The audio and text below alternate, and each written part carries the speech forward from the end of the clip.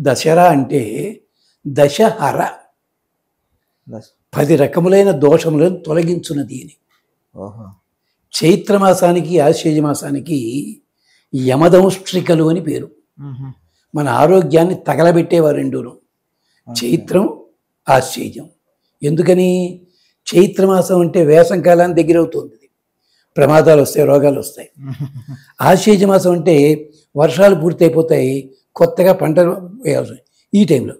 అందుకని ఈ 2 సందర్భాల్లో మనం జాగ్రత్తగా ఉండాలని చెప్పడానికి కొన్ని మార్గాలు ఏర్పాటు చేశారు. ఇంకొక జోక్ ఏమిటంటే, ఇది కూడా ఎవళ్ళు చెప్పరు, అది చెప్తున్నాను. వేదంలో ఉంది, సంవత్సరం అంతా భగవంతుడి రూపమైతే సంవత్సరంలో మొదటి భాగము పురుష భాగము, రెండో భాగము స్త్రీ భాగము.